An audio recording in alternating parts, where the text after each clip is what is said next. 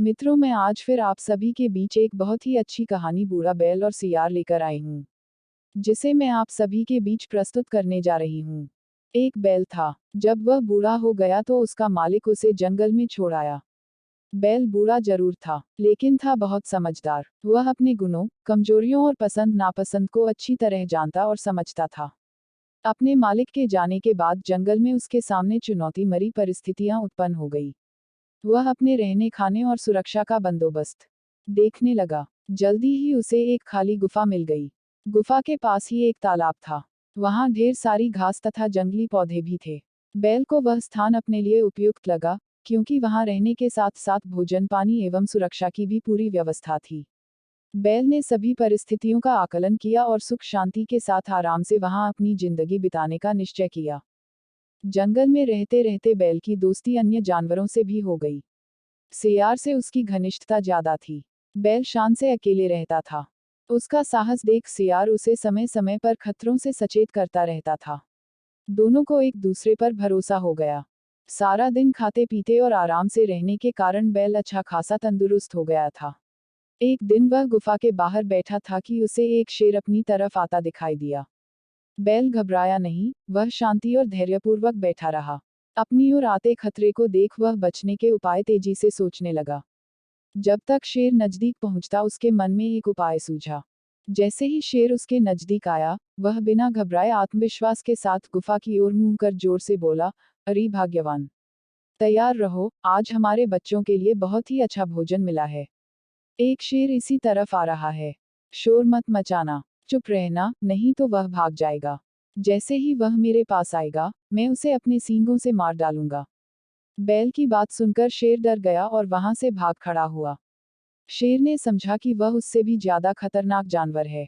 इस पूरी घटना को सियार दूर से देख रहा था। सियार को इस बात का अंदाजा था कि बैल के बाद उसकी बारी आ सकती है। इसलिए सियार ने इस खतरे से निपटने के लिए एक स्थायी उपाय की योजना बनाई। उसने अपनी योजना अनुसार बदहवास भागते शेर को रोककर इस तरह भागने का कारण पूछा। शेर ने सियार को आपबीती सुना दी। सुनकर सियार हंस पड़ा। शेर ने अचरज से पूछा, क्या बात है, हंस क्यों रहे हो? महाराज, आपकी मूर्खता पर हंस रहा हूं। क्या मतलब? शेर गुर्राया। महाराज, जिससे आप डर रहे हैं, वह कोई खतरनाक जानवर नहीं, बल्कि एक बैल है, आपका शिकार। आप चलिए मेरे साथ, मैं बताता हूँ वह कौन है। सियार ने कहा। किंतु शेर के दिल में तो डर बैठ गया था। अपनी योजना के अनुसार शेर को समझाते हुए सियार ने कहा, महाराज आप डरे नहीं। आप अपनी पूंछ मेरी पूंछ में बांध लें। मैं आगे रहूंगा। यदि वह जानवर कोई नुकसान पहुंचाएगा तो पहले मैं सामना करूंगा। शेर अपने बचाव की शर्त पर सियार के साथ चलने को तैयार हो गया।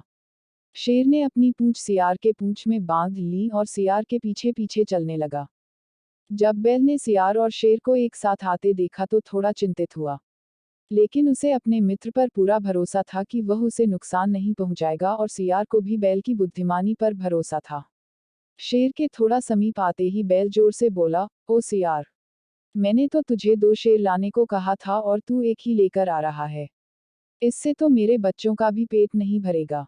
बैल की बात सुनते ही शेर तेजी से उल्टे पांव दौड़ पड़ा। सियार की पूंछ शेर की पूंछ के साथ बंधी होने के कारण वह भी शेर के पीछे पीछे घिसटने लगा। सियार ने शेर से अपनी पूंछ किसी तरह छुड़ाई और शेर भी अपनी जान बचाकर सरपट भागा। सियार को ज्यादा चोट नहीं लगी थी। वह लौटकर बैल के पास आया। दोनों मित्र मिलकर शेर की मूर्खता पर खूब हंसे। सियार ने हंसते हुए कहा, अब यह शेर इधर लौटकर कभी नहीं आएगा।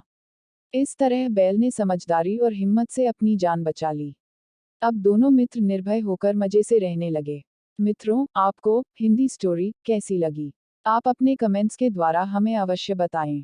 ये स्टोरी पसंद आने पर लाइक और शेयर करें। ऐसी ही और स्टोरी पढ़ने के लिए हमें सब्सक्राइब कर लें।